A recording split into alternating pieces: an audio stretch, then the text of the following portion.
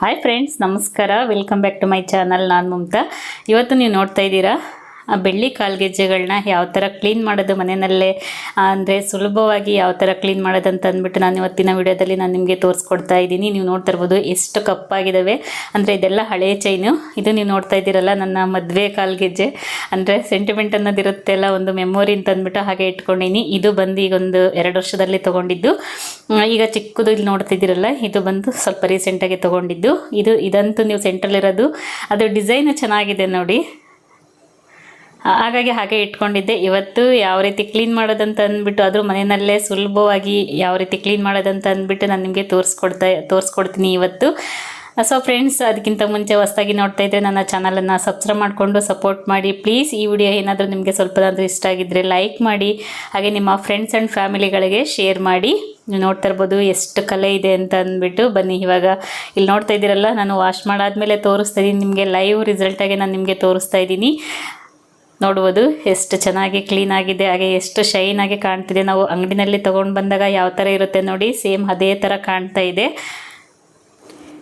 ನಿಮಗೆ ಲೈವಲ್ಲೇ ನಾನು ತೋರಿಸ್ತಾ ಇದ್ದೀನಿ ಎಷ್ಟು ಶೈನ್ ಆಗಿ, ಹಾಗೆ ನಾವು ಎಷ್ಟು ಹೊಸದಿರುತ್ತೆ ನೋಡಿ, ಸೇಮ್ ಅದೇ ಥರ ಕಾಣ್ತಾ ಇದೆ.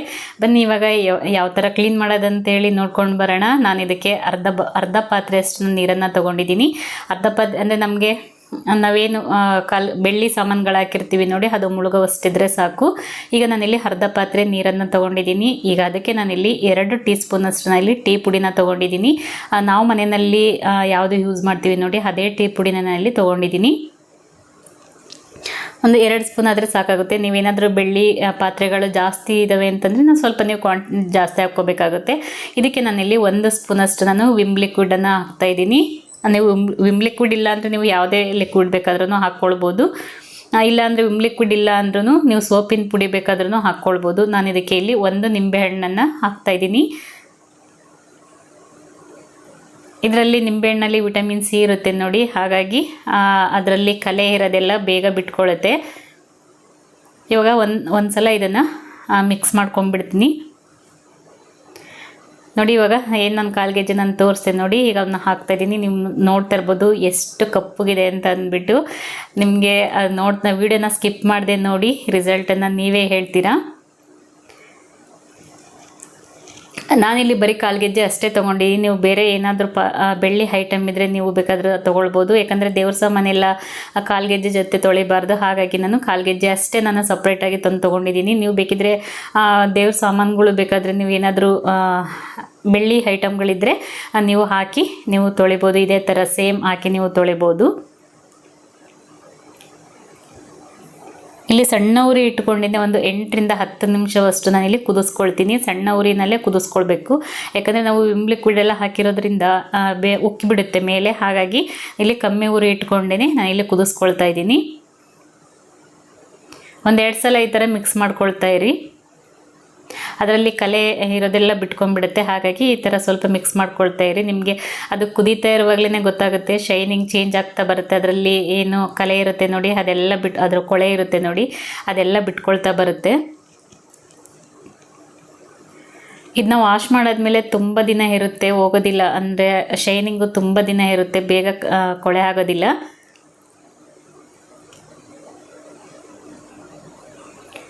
ನೋಡಿ ಇವಾಗ ಪೂರ್ತಿ ಆಗಿದೆ, ನಾನು ನಿಮಗೆ ತೋರಿಸ್ತಾ ಇದ್ದೀನಿ. ಇಲ್ಲಿ ನೋಡ್ತಾ ಇರ್ಬೋದು ಎಷ್ಟು ಅದರದ್ದು ಕಲೆ ಎಲ್ಲ ಬಿಟ್ಕೊಂಡಿದೆ ಅಂತ ಅಂದ್ಬಿಟ್ಟು, ಆಗಲೇ ಎಷ್ಟು ಶೈನಿಂಗಾಗಿ ಕಾಣ್ತಾ ಇದೆ ಅಂತ ಅಂದ್ಬಿಟ್ಟು. ಇದನ್ನ ತುಂಬ ಹೊತ್ತು ಏನು ಉಜ್ಜೋ ಅಂತ ಅವಶ್ಯಕತೆ ಇಲ್ಲ. ನಾನು ನಿಮಗೆ ತೋರಿಸ್ತೀನಿ. ನಿಮಗೆ ಇಲ್ಲಿ ನೋಡ್ತಾ ಇದ್ರೇ ಗೊತ್ತಾಗ್ತಾ ಇದೆ ಅಲ್ಲ ಎಷ್ಟು ಕಲರಾಗಿ ಕಾಣ್ತಾ ಇದೆ ಅಂತ ಅಂದ್ಬಿಟ್ಟು.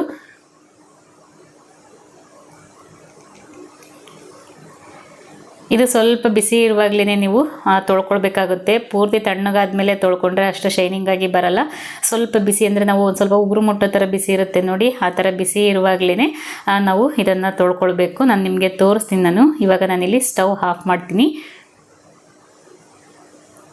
ನೋಡಿ ಎಷ್ಟು ಶೈನಿಂಗಾಗಿ ಕಾಣ್ತಾ ಇದೆ ಅಂತ ಅಂದ್ಬಿಟ್ಟು.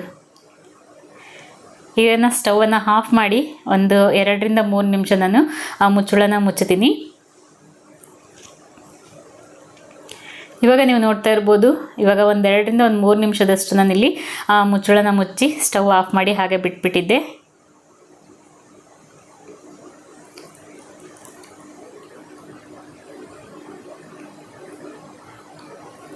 ಅದು ತಣ್ಣಗಾದ್ಮೇಲೆ ನಾವು ತೊಳೆಯೋಕೆ ಹೋದರೆ ಅಷ್ಟು ಶೈನಾಗಿ ಬರಲ್ಲ. ಹಾಗಾಗಿ ಸ್ವಲ್ಪ ಬಿಸಿ ಇರುವಾಗಲೇ, ಅಂದರೆ ನಾನು ಆವಾಗಲೇ ಉಗುರು ಬೆಚ್ಚಗೆ ಇರುವಾಗಲೇ ನಾವು ಇದನ್ನು ತೊಳ್ಕೊಳ್ಬೇಕು. ನಾನಿವಾಗ ಒಂದು ಪ್ಲೇಟಿಗೆ ನಾನು ತೆಗಿತಾ ಇದ್ದೀನಿ, ಯಾಕಂದರೆ ಬಿಸಿ ಇರುತ್ತೆ ಅಲ್ಲ, ಹಾಗಾಗಿ ಈಗ ಒಂದು ಪ್ಲೇಟಿಗೆ ತೆಗಿತಾ ಇದ್ದೀನಿ.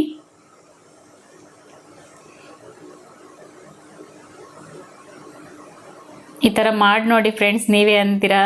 ಯಾಕಂದರೆ ನಾವು ಏನಾದ್ರು ಪಾಲಿಷ್ಗೆ ಕೊಟ್ಟರೆ ನಾವು ಹೊರಗಡೆ ಹೋಗಿ ಪಾಲಿಷ್ ಮಾಡಿಸ್ಕೊಂಬರೋ ಅವಶ್ಯಕತೆ ಏನೇ ಇರಲ್ಲ. ನೀವು ಮನೆಯಲ್ಲೇ ಈಸಿಯಾಗಿ ನೀವೇ ಕ್ಲೀನ್ ಮಾಡ್ಕೊಳ್ಬೋದು.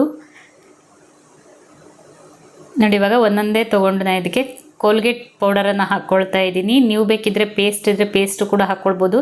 ನೀವು ಪೌಡರ್ ಇಲ್ಲ ಅಂತಂದವರು ನಿಮ್ಮ ಮನೆಯಲ್ಲಿ ಯಾವುದು ಪೇಸ್ಟ್ ಇರುತ್ತೆ ನೀವು ಆ ಪೇಸ್ಟನ್ನೇ ಹಾಕ್ಕೊಳ್ಬೋದು. ಸ್ವಲ್ಪ ಜಸ್ಟ್ ಅಂದರೆ ತುಂಬ ಪ್ರೆಸರ್ ಹಾಕಿ ಉಜ್ಜೋ ಅವಶ್ಯಕತೆ ಇಲ್ಲ, ಯಾಕಂದರೆ ಅದು ಡಿಸೈನ್ ಆ ಒಳಗಡೆ ಕಲೆ ಎಲ್ಲ ಇರುತ್ತೆ ನೋಡಿ, ಅದು ಎಲ್ಲ ಹೋಗುತ್ತೆ. ಹಾಗಾಗಿ ಈ ಥರ ಒಂದು ಬ್ರಷ್ ಸಹಾಯದಿಂದ ನಾನಿಲ್ಲಿ ಈ ಥರ ಉಜ್ಕೊಳ್ತಾ ಇದ್ದೀನಿ.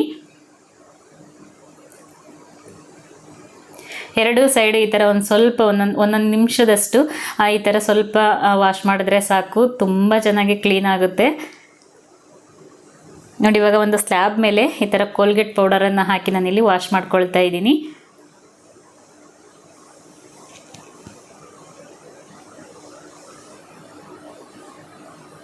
ನೋಡಿ, ಎಲ್ಲವೂ ನಾನಿಲ್ಲಿ ಈ ಥರ ಬ್ರಷ್ ಸಹಾಯದಿಂದ ಈ ಥರ ನಾನಿಲ್ಲಿ ವಾಶ್ ಮಾಡ್ಕೊಳ್ತಾ ಇದ್ದೀನಿ. ಅಂದರೆ ಒಳಗಡೆ ಅದರದ್ದು ಹೋಲ್ ಇರುತ್ತೆ ನೋಡಿ, ಆ ಡಿಸೈನ್ ಒಳಗಡೆ ಎಲ್ಲ ಹೋಲ್ ಇರುತ್ತೆ ಅಲ್ಲ, ಅದೆಲ್ಲ ಬಿಟ್ಕೊಳ್ಳುತ್ತೆ. ಇವಾಗ ನಾನಿಲ್ಲಿ ಒಂದು ಪಾತ್ರೆಗೆ ನೀರು ತೊಗೊಂಡು ನಾನಿವಾಗ ತೊಳ್ಕೊಳ್ತಾ ಇದ್ದೀನಿ. ನೀವು ನೋಡ್ಬೋದು, ಇಲ್ಲಿ ನಿಮ್ಗೆ ನೋಡಿದ್ರೇ ರಿಸಲ್ಟ್ ಗೊತ್ತಾಗ್ತಾ ಇದೆ ಎಷ್ಟು ಚೆನ್ನಾಗಿ ಕ್ಲೀನ್ ಆಗಿದೆ ಅಂತ ಅಂದ್ಬಿಟ್ಟು.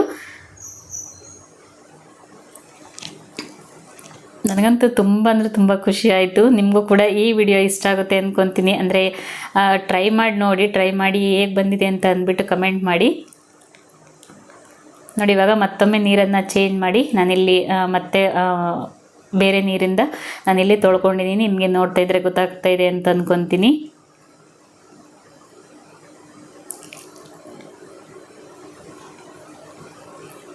ತುಂಬ ಚೆನ್ನಾಗಿ ಕ್ಲೀನ್ ಆಗುತ್ತೆ. ನಾವು ಅಂಗಡಿಯಿಂದ ನಾವು ಯಾವುದು ಹೊಸ ತಂದಿರ್ತೀವಿ ನೋಡಿ, ಸೇಮ್ ಅದೇ ಥರ ಕಾಣುತ್ತೆ.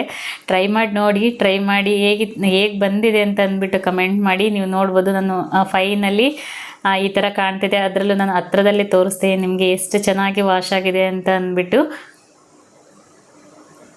ಸೊ ನೋಡಿದ್ರಲ್ಲ ಫ್ರೆಂಡ್ಸ್, ಇವತ್ತಿನ ಒಂದು ಸೂಪರ್ ಆದಂಥ ವಿಡಿಯೋ ನಿಮಗೆ ಇಷ್ಟ ಆಗಿದೆ ಅಂದ್ಕೊತೀನಿ. ಇಷ್ಟ ಆಗಿದೆ ಪ್ಲೀಸ್ ಲೈಕ್ ಮಾಡಿ. ಹೊಸದಾಗಿ ಯಾರೆಲ್ಲ ನೋಡ್ತಾ ಇದ್ದೀರಾ ನನ್ನ ಚಾನಲನ್ನು ಸಬ್ಸ್ಕ್ರೈಬ್ ಮಾಡಿಕೊಂಡು ಸಪೋರ್ಟ್ ಮಾಡಿ. ಇದೇ ಥರ ವಿಡಿಯೋ ಬೇಕಂತಂದರೆ ಕಮೆಂಟ್ ಮಾಡಿ, ಮುಂಬರೋ ವಿಡಿಯೋಗಳನ್ನು ನಾನು ನಿಮ್ಮ ಜೊತೆ ಶೇರ್ ಮಾಡ್ಕೊಳ್ತೀನಿ. Thank you for watching. ನಮಸ್ಕಾರ.